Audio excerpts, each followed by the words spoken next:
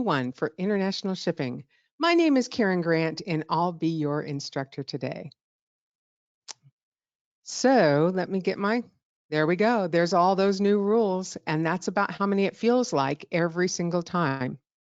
And these are just more. And so I'm going to tell you right now that this year has been the craziest year for new rules for international shipping. This is my third big webinar on new rules. And each of these rules have been to countries we ship to a lot. I mean, let's face it, if it was like, Zimbabwe or Guatemala, we probably don't ship there a whole lot. Well, maybe Guatemala, but Venezuela, that's not a big deal. But when it affects shipping to the EU and to Canada and to China and to Hong Kong, these are places we ship to all the time. And so it's confusing. We're getting rules on top of rules and on top of rules. And I don't know about you, but I have a hard time keeping track of it. In fact, I will confess to you that we've had customers come ask me questions, and I have to go watch my own webinars to see what the rule is because I have forgotten in that short period of time.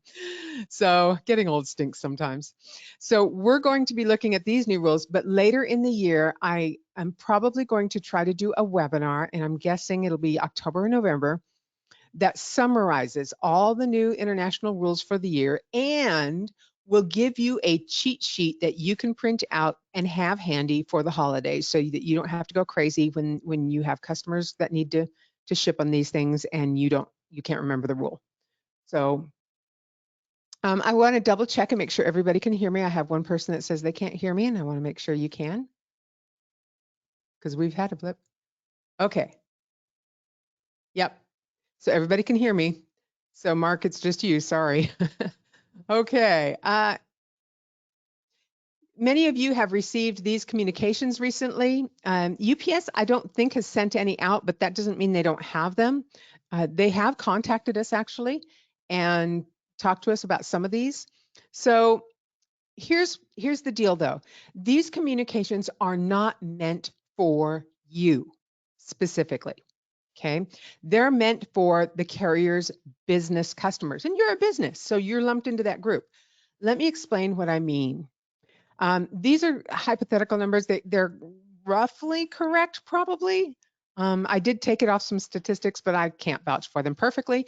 But let's just say the carriers, and we're talking about the big three, ship 11 billion packages a year. 85% of those about our business shipments from what the statistics say. And we are 0.001% of the total shipments. To give you an idea what that means, here's a graph. The green is all the shipments that the carriers ship. We're talking UPS, FedEx, DHL, because post office, you can double it. The blue is what part of that is business. And way up there in the corner, that's the part of the shipping that is for our stores. So if you're the big company, if you're FedEx, UPS, DHL, and you're sending and you're concerned about some new regulation and you have to tell those customers, your business customers, about this new regulation, you're going to be aiming for that 85%, that blue section there. So you're going to create notifications that will be true for that 85%, not that 0.001% in the yellow way up there in the corner. And so so these notifications, they're not specific to you, and in fact it may be slightly different for you, but we're going to kind of work through that and tell you what we do know and what we don't know. A lot of it is what we don't know, but at least we can identify that and move forward. So just remember, anytime you get information from the carrier, unless it specifically says for FASC locations, for ASO locations, for DSPP locations, then it's probably something that's sent to all their business customers and may or may not affect you the same way. Remember, they believe that wholeheartedly their business customers are sellers, and the vast majority of them are, okay? Especially in the international arena. So they're thinking of you as a seller. In truth, most of you, I won't say all of you, but 99% of you are not sellers. Okay, yeah, you have some lobby stuff you sell, and you sell boxes and peanuts. That's not what we're talking about. We're talking about I buy, if I buy a laptop from Dell and it's in the United States and then I buy it, they're going to ship it to me. So I'm going to buy it from them and they're going to ship it to me. That's what is considered the business customer of the carriers. For us, we're retail shippers. We're a very, very, very tiny proportion of their shipping volume. and we do not sell the item. So that affects how these rules apply to us. So we're going to go to the first change, and that is for the EU. EU regulatory change, and that is the VAT de minimis removal. So VAT is their value added tax, that's their sales tax, and they're going to be the de minimis, or the minimum VAT, is going to be removed. They used to give, you'd send a gift and up to $50 in value or somewhere around there, and they wouldn't charge any tax on it. So they're removing that. So they will be charging tax on gifts now. Okay, so that's really important. However, they did not say that they're also going to be charging duties. And duties and taxes are not exactly the same thing, although it may seem like it. So let me explain that to you. Taxes apply to every single item. Just like sales tax here in the United States generally applies to every single item. We do have a few exemptions for food in some places and what have you, but generally it applies to everything. Duties are special taxes. They are a tax, but they're special taxes, not called VAT, that apply to exactly what that item is. So for example, for Spain, Spain is a well-known leather producing country. And so they don't want any imports of leather, or they want to, let's say, discourage imports of leather. So because they export leather. And so they want to be known as the world's best leather producer or exporter. So they probably tax incoming leather really, really high. But that would be a duty. So it would have a VAT tax, but it would also have a duty tax, okay? And another example that you're probably familiar with, you know that Mexico is not really fond of China. And they have in the past, many of you maybe believe that you can't even send something to Mexico, an electronic to Mexico that was made in China. It's not quite true, or at least it wasn't quite true last I checked. It's just that the duty on that, not the VAT, but the duty on that is 500% last I checked. And it's been a while since I checked, so it could be, I could be outdated here. But that means if you send a $100 item to Mexico that was made in China, it'll be taxed, and the tax will be, duty tax will be $500. So it makes it not worth it. So that's why in general, people just don't send that stuff. But we will, for until we're told otherwise, treat this as the same. So let's just decide that even a gift might have tax on duties and tax on VAT on that item. I still want you to make sure when you're writing out the customs declaration that you indicate that it's a gift if it's a gift. And in the comments part of the customs declaration, Postmate allows you to make some remarks. And I can tell you that it's very helpful for the customs officials if you type in there things like gift for brother John, or birthday gift for niece, or whatever, something like that. That's actually very helpful to them. And if they have the option of not charging duty on it, they will do that. Or if they have the option of charging less taxes, because sometimes a business duty is higher than a personal duty. So it's really weird. And just so you know, the VAT tax, value added tax, for most of the countries we're talking about is right around 20%. It varies, I want to say, from 17 to I think 21.5%. So it's right around 20%. We got a question that asks, what about using the word used or used electronic? Used electronic is okay. Used clothing is bad, bad, bad, bad, bad. So we'll talk about that in just a moment here. Okay. So for business to consumer shipments to the EU, the rule is that the seller must collect the VAT and pay the EU. So Mary Jones goes and she sells some really pretty smelling soap to somebody in Italy, because that's in the EU, and comes to your store to send it. She's the one who's supposed to collect the VAT tax, and she's the one who's supposed to file with the EU and then pay that, as they say. And I want to say they allow like a quarterly payment for sellers, but I don't know, because it doesn't concern me, because we're not involved in this process. So but here's what happens. If the seller does not do that, collect the tax and file it, then there are some other possibilities. The carrier, FedEx, UPS, DHL, may prepay it. But if they prepay it, they're going to want their money back. And here's what they're going to do. They're going to try to collect it from the receiver. And if they cannot, they're going to go after the sender. And that can be your store. We have no promises from any carrier that it would not be your store at this time. Remember, we are in very early days. This doesn't even take effect until July 1. So we don't know how this is really going to pan out. We may hear in 18 months that the carrier is going to exempt you, or we may hear in 18 months that the carrier is going to tell you, yeah, you're going to have to pay it, so you better watch out on these. We don't know how this is going to work yet. So we can just talk about what we think and what makes sense. And it always makes sense on these early days to err on the side of caution. Assume that you're going to be held liable until you're told otherwise. The next regulatory change is coming for Canada, but this change is, you got a notification from it, but this change is not necessarily immediate. So they are basically doing the same thing as EU. They're going to have the seller start collecting the tax and paying it to the EU. And they've developed this new thing called, it's a portal, it's a web portal, and they call it CARM. CARM is an acronym of an acronym. So for those of you that like acronyms, CARM stands for CBSA Assessment of Revenue Management.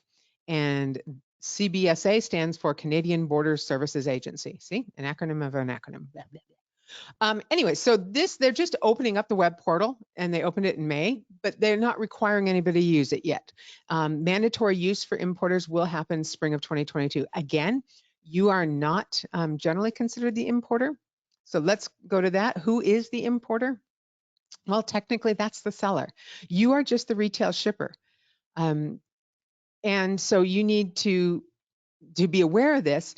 So here's what we don't know yet, and that we need to spend the next little while querying the carriers on. How are they going to handle it at the UPS store? For example, is the UPS store going to be held liable for this? They might, I don't know. How about the FedEx office store? How are they going to handle it? Because they're going to have Mary Smith coming to them with the soap to send to Italy too. So how are they going to handle it? So I think that we're going to have to watch that carefully in our industry and see how that is being handled, and ask the carriers not to treat us differently than they would their own hub at the UPS hub or FedEx office. I think it's very important that we be included in that retail group and have the same benefits of that if we can. Remember, there's the difference between yes, this would be actually the importer. You're right. This is the exporter, not the importer. The importer would be the receiver. Thank you for catching that, Joel. My mistake. I was reading too much when I created this. Who is the exporter? The exporter is your customer, the seller. So thank you for that. Semantics. So this is the other new rule, and this is not all the rules we've talked about so far are rules by the country. So these are new laws that these countries are imposing for packages received into their country. This one is not a law. It's not even really a requirement. I made it a requirement because if you don't do this, you're really asking for trouble. So I'm just going to call it a requirement. It is it is requested by DHL. FedEx and UPS would love it too. The idea is for every item you list on the commercial invoice, please try to come up with at least 2 words to describe that item.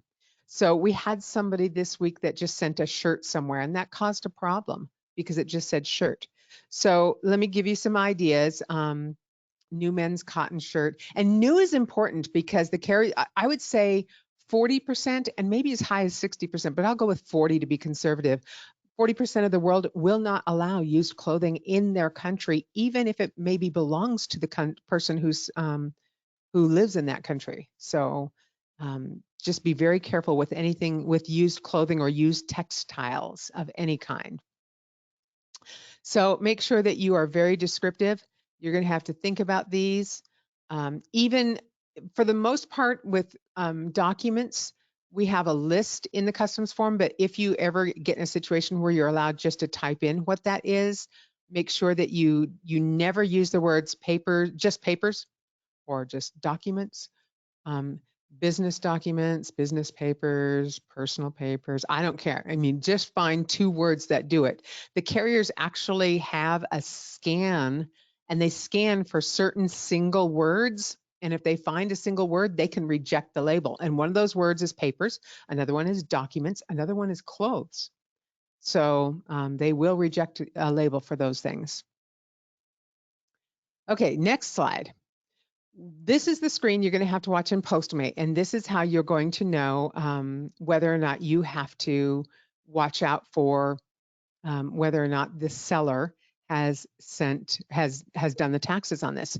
So when you're sending to the EU or in the future Canada, and you choose not a gift and you choose sale, then you know that you have to watch out. Now, somebody in there is going to say, "Can you put a pop-up in Postmate for this?" And the answer is no. We can't put a pop-up in Postmate because there's just going to be too many pop-ups. And we already have stores that complain about how many pop-ups there are on Postmate. This is something that we're going to have to learn and memorize and make it a store training policy. I want to take a moment. I'm going to go to Postmate really quick. I'm going to show you something. So here we are on the Postmate screen, and we're sending, and in this case, we're going to choose goods, and then not a gift, and then sale. Now, on the previous screen, the one we just did, that I'm not going back to, there was red words that popped up at the bottom. Maybe you didn't notice it, maybe you did. I want you to tell me, and I'm going to launch a poll, what those red words said. So you're going to have a few moments, and I'm not going to give you enough time to cheat and go to your Postmate. So what did those red words say?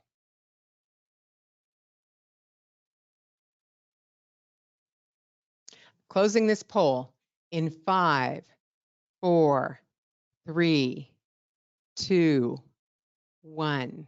Closing. I will share the results. Wow. This is why we will not put a pop-up, because when we do, our stores don't read it. Your Postmate does have that, and it happens every single time. I'm going to go back to it. 14% of you got it right. Here it is. When you select, it defaults to documents. The moment you select goods, it reminds you that the estimated delivery times shown are for non-dutiable shipments, and when they are dutiable, it can take extra time pending customs. So pop-ups in Postmate honestly don't work. You don't read them. And I'm not being accusatory. I know why you don't read them, because you have a customer standing there hovering over you, and you're in a hurry to get him finished so that you look wonderful and capable to him or her. And that's perfectly fine. But at some point, you should slow down just once, or just go through a mock shipment and read these things that do pop up. So you have proven to me that pop-ups don't work. So no, we're not going to put a pop-up for that. I made my case. I may never be able to get back to my PowerPoint again, but I did make my case. So hang on here. This is going to take me a minute because I clicked the wrong button to do this whole shenanigan here. There we go. Current slide. Yeah. There we go. Okay, so that's the screen we were on. And let me minimize this. Perfect. Okay, moving right along. And this is going to be a relatively short webinar, folks, because these rules are pretty much, here they are. So we did that, we're going here. Okay, so I want to remind you how this works in the United States. And we do this same whole VAT collection thing. Oh, sorry, thank you. Got it. Poll, yeah, hide. I did that on purpose, honest. I really did. Okay, you don't believe me. Okay, now you can see my screen, right? You stopped yelling at me, so I'm assuming so. Thank you. All right. So in the United States, we do exactly the same thing as what these countries are doing. So when we buy something online, the seller, in this case Amazon, has to collect tax. Now, these are Frisbees that I buy for my dog. In fact, I will tell you the honest truth. I think I've bought 49 of them, because she loves them, and we go through them and they get thrown in the pool and then they get destroyed and we buy another one. So we buy these, and there's tax, and Amazon collects that tax and pays my state, whether they do business here or not, they pay my state. These Frisbees actually come to me via UPS. UPS doesn't pay my state the tax. UPS doesn't collect the tax. The shipper doesn't collect the tax. It's the seller that collects the tax. That's how it works in the United States. Okay, Alaska, Delaware, Montana, New Hampshire, and Oregon. This is called sales tax. It's something evil the rest of us have to pay that you don't have to pay. Okay, so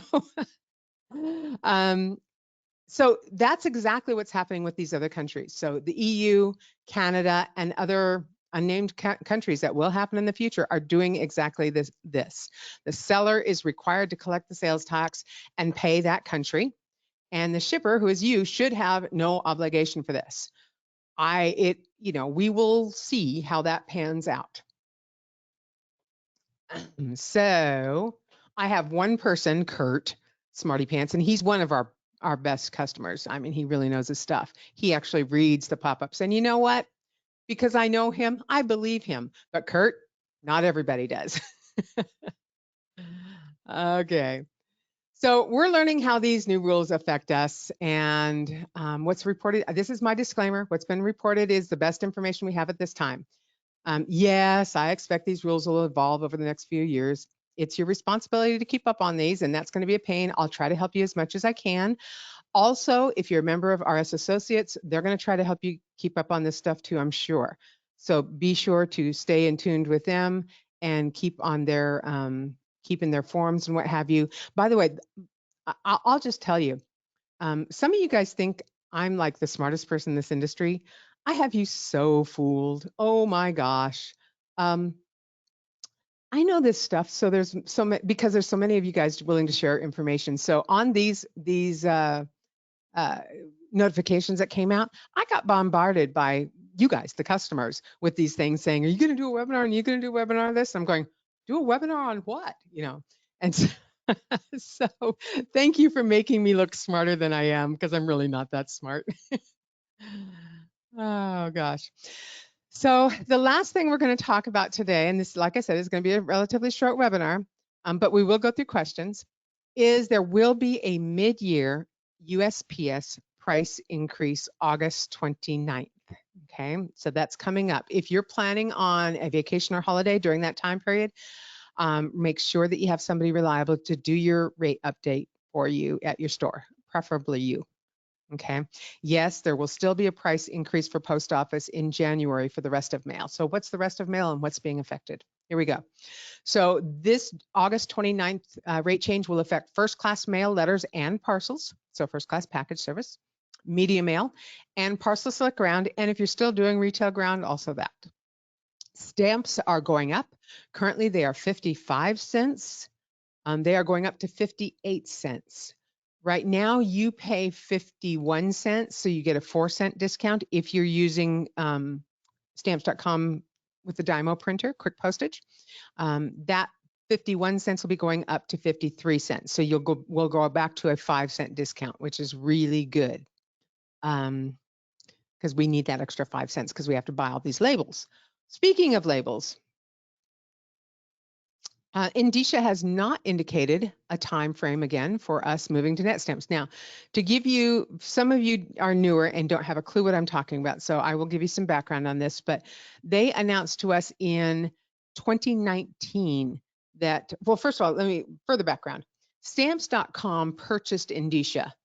Those companies merged about 5 years ago, and they had basically duplicate software. So they decided to kind of pick which was best and merge some, and they decided for the stamps, printing out just the little tiny stamps themselves, that they would move to something called NetStamps, which is a newer technology.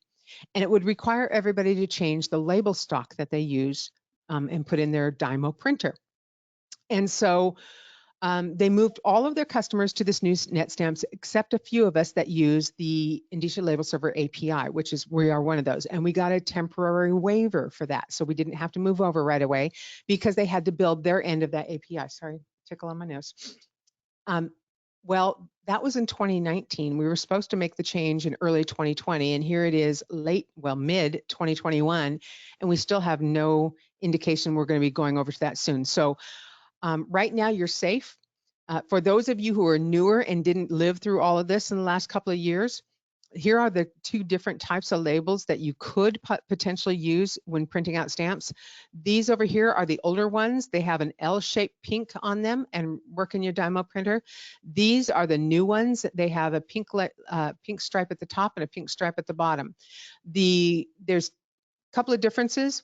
The old style are super cheap. You can probably get those for, I don't know, a fraction of a penny each. I want to say either 2 or 3 for a penny. These over here on the right run, I want to say 7 cents each. They're really expensive.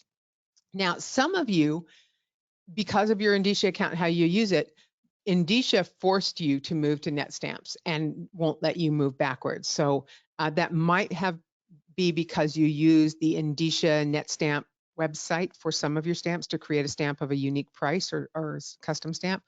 But at any rate, if you're using this and you were forced to move over to net stamps because of Indicia, you can't move backwards. But if you've never moved over to these and you're still using the L shape, you can continue to use that until we say otherwise. We should be given several months notice if they make a change, so don't worry about that. We don't have any new information, but I will just tell you, my gut says there won't be a change in 2021 on this. I can be wrong. I've been wrong once before, but I think that we're probably going to remain as we are through the end of 2021, and we will see what happens in 2022. Okay. Finally, that.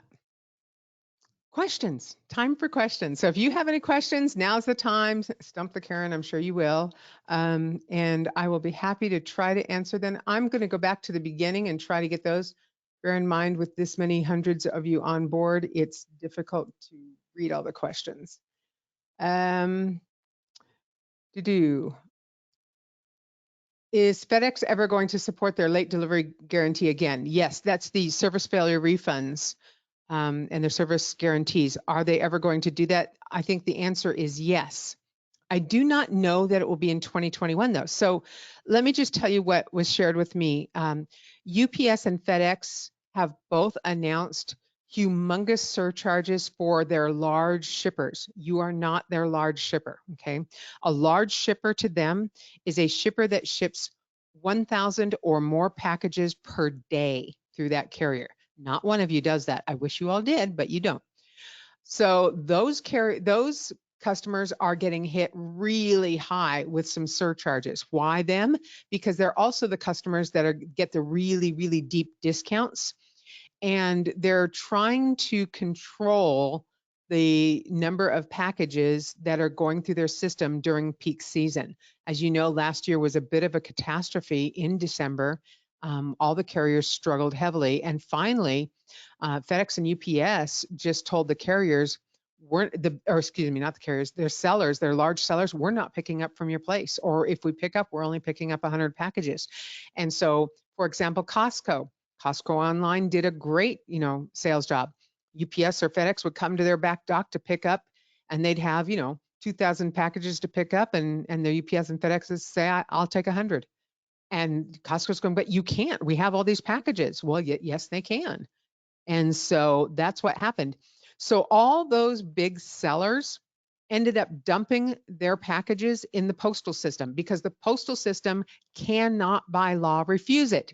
So you may recall that a lot of Christmas shipments that went out in the 3rd week of December ended up not arriving at their destination till February. We even heard of some going into March, not being delivered till then. This is why. This is what happened, is the overflow. The sellers had to get their packages out, and so they dumped it on the post office, the only way they could get it out. Because once their customer, has a tracking number in hand, then they emotionally let the seller off the hook and they start blaming the carrier, right? And so now I've got a tracking number and the post office, it hasn't moved for 3 weeks. I'm mad at the post office. I'm not mad at Costco. I'm mad at the post office. So that's what happened with all of that. So will the service failure refunds come back?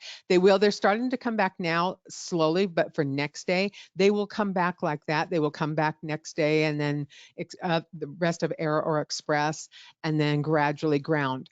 I'm not thinking ground's going to happen in 2021. I think that we will not see service failure refunds for ground in this year. Maybe not for anything but next day.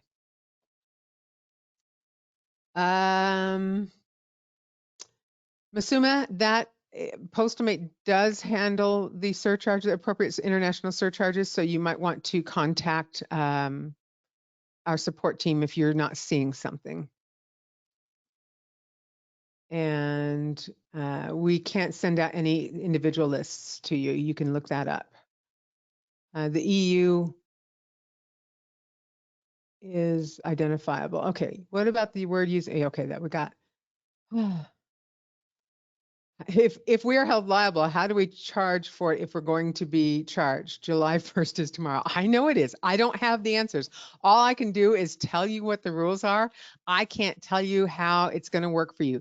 I don't think, again, remember in Postalmate, if you're going, and I'll go back to that screen here on my slides. Sorry for the whiplash here. Let's see if I can Hold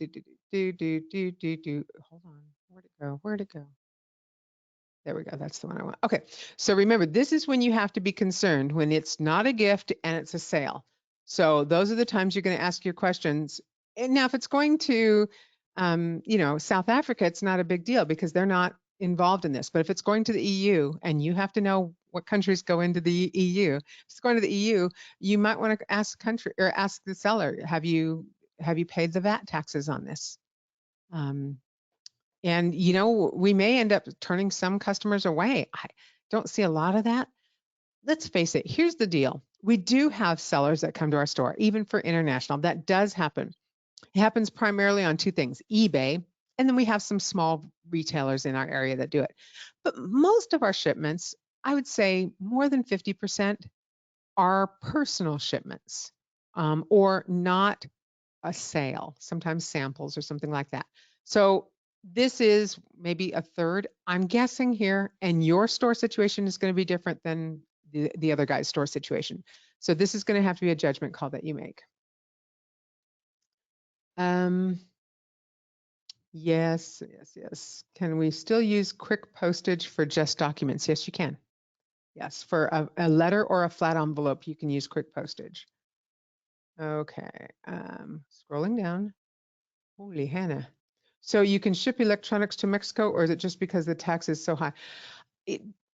Trey, I don't know if the last research I did on shipping things made in China to Mexico was several years ago, like probably 4 years ago. At that time, you could do it, but the tax was so ridiculously high, nobody did. I have heard stores tell me that you cannot send items made in China to Mexico. I do not know if that's true or if they were just warned away because of the high tax. So that would be something to investigate. I do not have that answer. Is eBay considered a large shipper and will they potentially be hit by these additional surcharges? That's a great question. I don't know. I would say that's a possibility, Tommy. Can a customer still buy insurance even though there is no money back guarantee? Insurance has nothing to do with the money back guarantee. Money back guarantee is for the time in transit. Insurance is for damage or loss of the items in the package. So we're talking two different animals here. USPS items don't seem to be affected by VAT taxes. Any reason why? So I don't have any answers on that other than I will explain to you that there are two worldwide systems for shippers. One is for postal, and the second is for small package, small parcel shippers. So small parcel shippers include UPS, FedEx, DHL, and it includes a lot of worldwide shippers, TNT and Purolator, and all these other smaller companies that are unique to particular countries or areas of the world. Those are considered small package carriers. And then there's the various postal systems in the world, and Deutsche Post, U.S. Post, Royal Mail, Canada Post, you know the drill. Those postal systems of those countries belong to a worldwide organization and set their own rules, and they are exempt or held accountable in different ways from small parcel carriers. So while we think that sending internationally should be uniform and the same for every carrier, it is not always that way. I would say that 80 or 90% of it is true. It's universal. I mean, if you can't ship furs to this country via UPS, you probably can't ship furs via USPS. But on the other hand, things like these VAT rules will be vastly different for mail than the other carriers. I have not received any information yet on how the post office will handle it. But if indeed they are exempt from this, and I do not know that, but if they are exempt from this, and it would be the receiver who would have to pay, when you were doing a shipment like this, you could go back and select USPS and send it USPS. I know you don't make as much money on it, but that is an option. Okay. And if I find that out, I'll let you know. Scrolling through.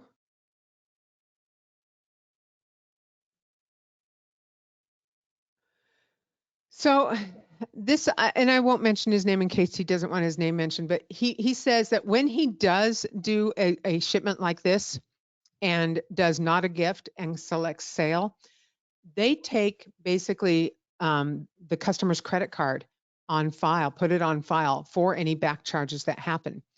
And let me tell you, there's a lot of stores that do that for duties and things that can be back charged. And so that's okay. And you can do that. You need to have your customer's agreement, so a signed form that agrees to that with that. Here's my concern. Unless you use a credit card system that has that allows stored credit cards, and right now with Postmate that would be Cayenne. I want to say it's only Cayenne that allows it. I could be wrong once. I think the Verifone Point does too. Those who can store credit cards. If you're storing credit cards in any other way, in a file cabinet, in a card holder, in your safe, in, oh, heaven forbid, please don't store it in Postmate. If you're storing credit cards anywhere else, that is not secure. That's not PCI compliant. There's no police that are going to come and arrest you for it. But if that data leaks from any way, shape, or form, if a bad guy breaks into your store and steals out of your file cabinet, or steals, or if a hacker gets into your Postmate, and we've never had it, but I'm not saying it couldn't happen, gets in and is able to get that, and it goes out there, you are liable, not me, you. So be very, very careful. I'm not saying don't do it. I'm saying I wouldn't do it. I want you to be very secure in that.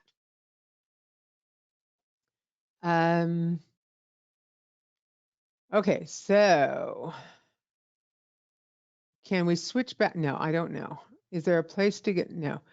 Um, so I have a mailbox customer that spends 6 months in Spain. She orders items from the US, all kinds of stores here in the US, Macy's, Nordstrom, etc. She ships to a mailbox store and then we consolidate it and ship to her in Spain. So I am going to assume the stores don't pay the VAT.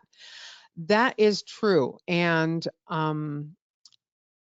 it is not, however, it is not a sale to the receiver in Spain, strangely enough, because it's just not. So it becomes a personal gift at that point from her to herself. I know that's just really weird, but that's kind of how that works, I think.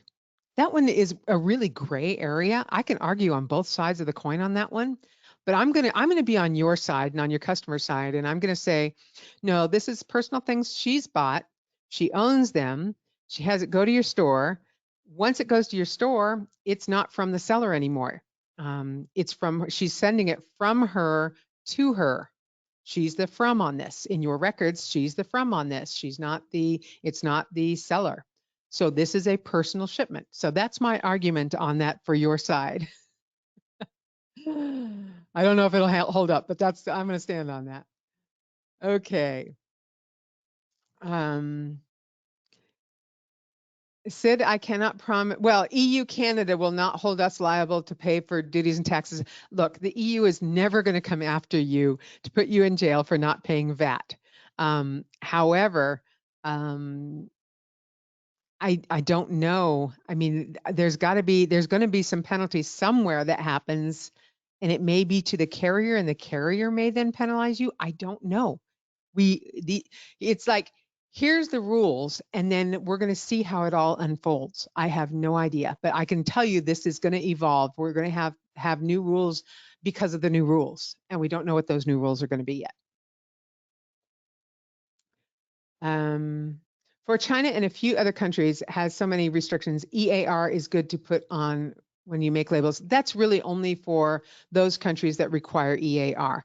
And EAR means that EAR 99 has zero meaning to the EU. Okay, zero. Um, okay. Uh, what if we still have forever stamps when the price increases? That's cool on you. That means you get to make more money. Forever stamps, if you, I don't care if you bought them 10 years ago and paid only $3.50 a book. Okay, they were never $3.50 a book, but $3.50 for a book, and they're worth $11 now or whatever they're worth now. That the forever stamps are forever, so you can still sell them, and you can sell them for a higher price once the price change happens. So, a lot of you would and should, if you're going to buy stamps, if you still sell stamps in your store. And I mean, stamps, it used to be in the good old days, I would sell $1,000 in stamps, just postage stamps, rolls and books in a week. I think stores today that used to do that are probably averaging $100 or less dollars a week because nobody buys stamps anymore. But if you do sell stamps and you still sell a lot of them, then you would be really smart probably to go out and stock up a bit. You might make an extra $50 by doing it. So stock up a bit before the August 29th deadline. Forever stamps. They must be forever stamps. Okay.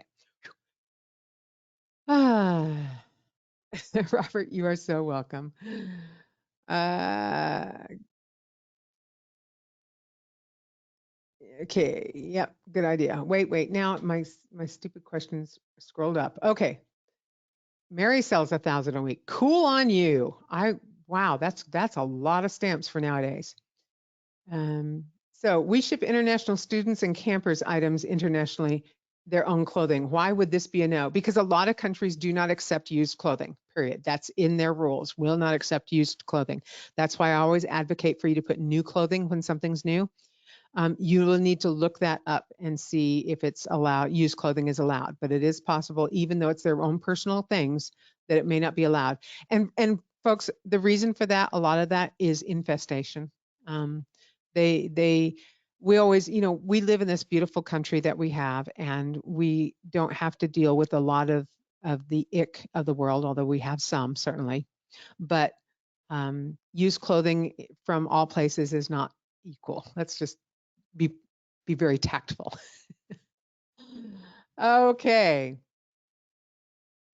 Um, we will be emailing you a copy of, well, actually a link to rewatch this. So if you had to step away at any point in time to help customers, good for you. And you will get this webinar, whether you want it or not, you'll get this webinar in a recording later. I want to thank you all for watching and bearing with us. If there's a question that I didn't get to, please, now is the time to send it to support@pcsynergy.com.